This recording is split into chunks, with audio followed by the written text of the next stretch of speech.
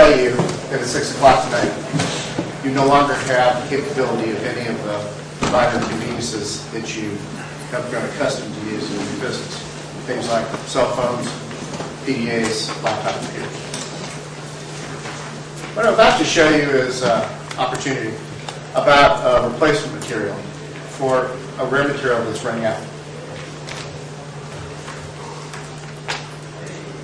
Indium tin oxide has been the conventional means of getting a piece of glass to talk to a computer for the past 50 years. What I'm about to show you is that these devices that we use every day are highly dependent on this material.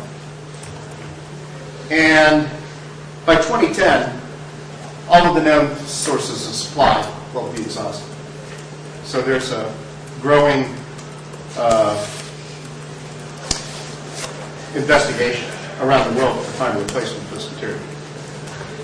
The problem with indium tin oxide is that if you were to try to recycle it, you'd have to go and round up all the PDAs and laptop computers and television sets and basically scrape it out. It's a toxic process. It's damaging to the health, and it's not very efficient. Less than 30% of the indium tin oxide can be recovered this way.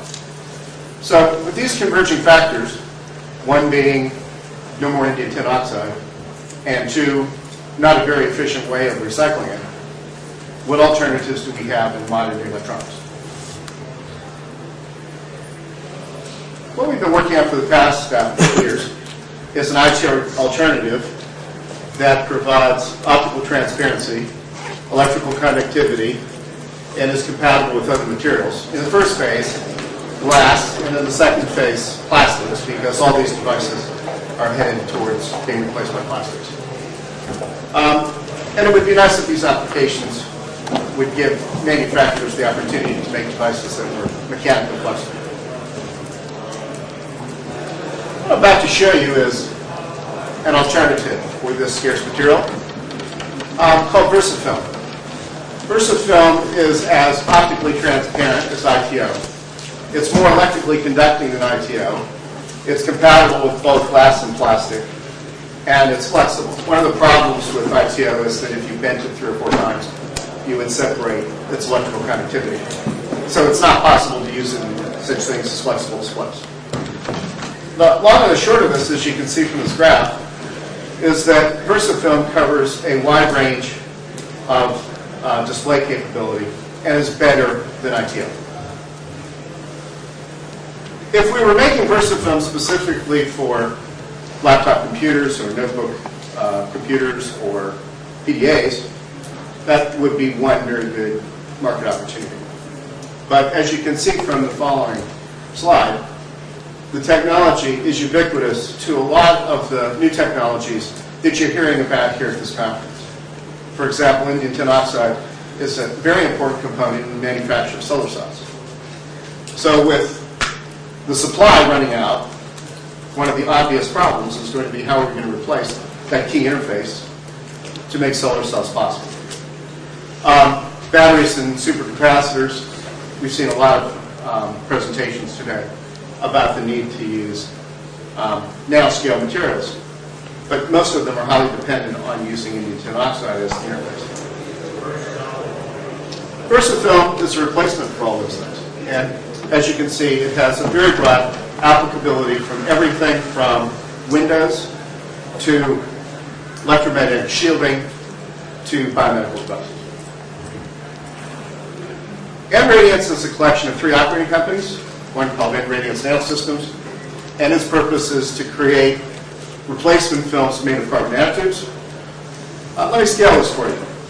1 gram of single-wall carbon nanotubes in this process will create 700 flat panel displays. So the cost is not associated with the cost of nanotubes, but in the cost associated with processing them into a usable form that can be used in the electronics industry. And that's what we've been focused on in nRadiance Nanosystems. Carbon nanotubes, being prophetic, are slippery little suckers. And so the focus of the second company, nRadiance Composite Systems, has been to make a polymer that's a glue-like material for sticking the films into a spot the application manufacturer wants to utilize. And that sounds like a trivial problem, but it's not.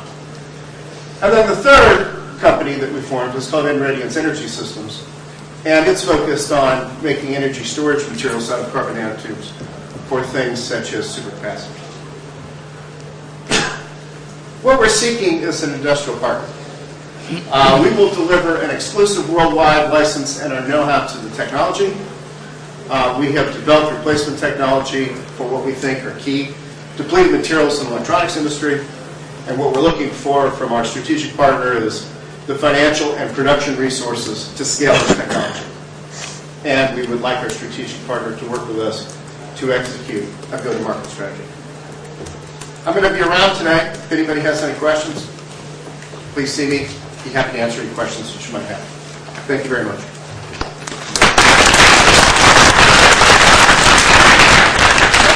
Any questions? Yes. Are you aware of the paper that came out last week with the cancer properties of cancer concerns around carbon nanotubes, and is that a problem for your product? That's a very good question. People who are in the health business of trying to create an understanding about the use of nanotubes have been studying this problem for a long time. We don't believe that nanotubes in a matrix will create a serious health hazard to either the people who are working with the technology or our end user customers. There's been a number of other studies that have been done, for example, by the Royal Academy, that nanotubes are no more difficult to handle than any other materials at that scale, and certainly no more dangerous.